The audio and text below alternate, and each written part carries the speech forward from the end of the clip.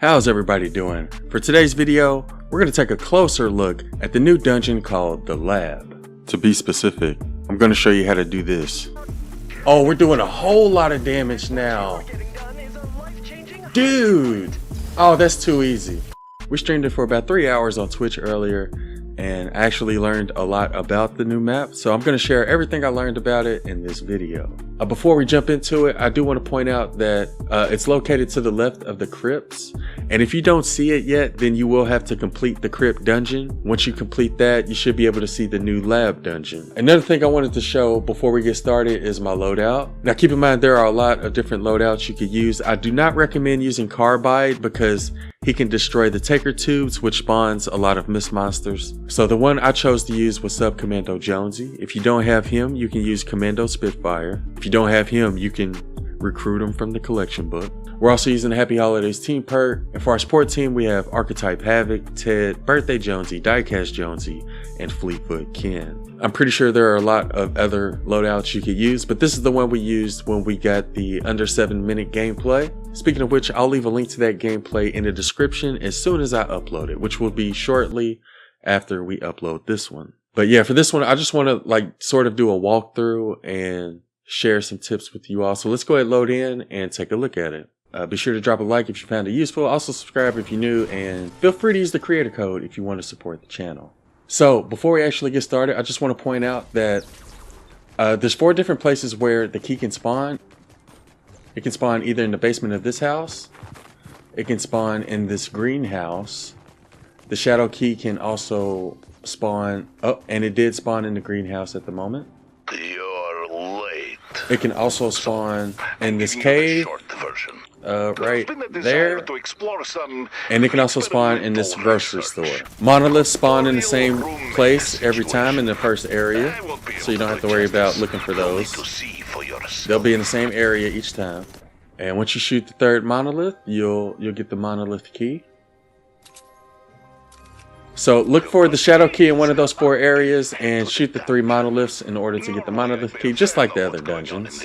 Now, I'm not going to be showing the shadow key locations for each level because unlike other dungeons, they actually show you where the shadow key is on your minimap. So if you look at the minimap, we're not really close to the shadow key, but as you can see, it is right over here. Because it shows up on your minimap. So keys are a lot easier to find on the new dungeon. The shadow key's a lot easier to find. Let's go ahead and destroy this monolith because we got to destroy 3. So this one should also drop a key. Yep, there it is. And just like with other dungeons, they'll have these little pink lights that'll help guide you in the right direction. So keep an eye out for those. For these little pink lights. Now, you will need blue glow towards the end of the video, and I'm going to explain how to get the blue glow. The way you get blue glow, and you're going to need blue glow for the final boss. The way you get blue glow is by shooting these Taker tubes. And the way it works is when you destroy it first, the Taker will spawn, and when you kill him, you'll get 1 blue glow right there. And then after that, 2 blasters are going to spawn. And once you kill both of those, 2 more blue glows going to fall. And then after that, you're going to get 3 smashers. And once you kill the 3 smashers, you're going to get 3 more blue glow to spawn. So with each of these little Taker tubes, you can get a total of 6 blue glow. And again, I'll show why you need this blue glow once we get to the end. But that's how you get blue glow. And you can find those Taker tubes on every level. You're also going to come across a bunch of these secret rooms. You'll see like an electrified fence protecting it. The way you get in there is by putting blue glow in here, and it's going to cost you 4 blue glow. So I'm going to go ahead and open it. There we go. And once you get in here, you should get access to a lot of good loot. So let's go ahead and open this one up, see what we get from it. But yeah, you'll see these little electrified fences around the map, and all it does is give you access to loot, and the way you open it is by using blue glow. So that's how you get in the little secret rooms. So and you see we just entered the 3rd area, and we can already see where the key is. So don't really need to memorize the key locations. Just keep an eye on your minimap.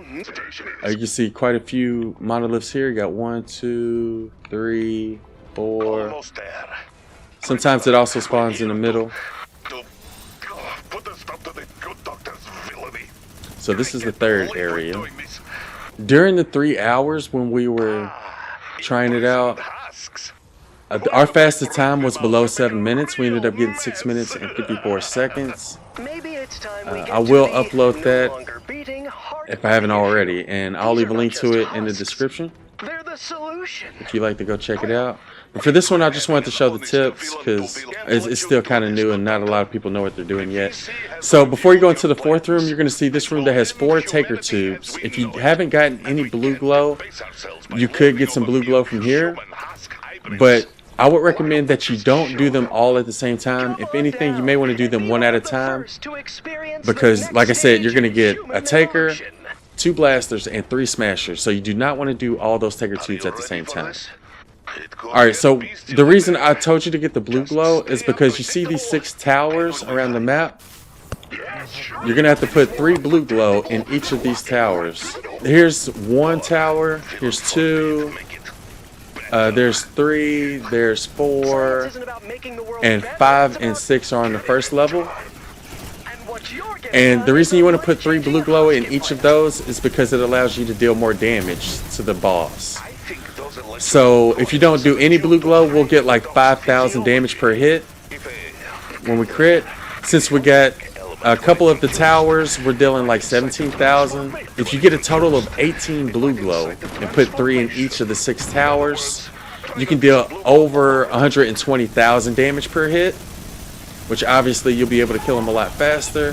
So if you want to deal the max damage, you're going to need a total of 18 blue glow, and you're going to have to put it in all 6 towers.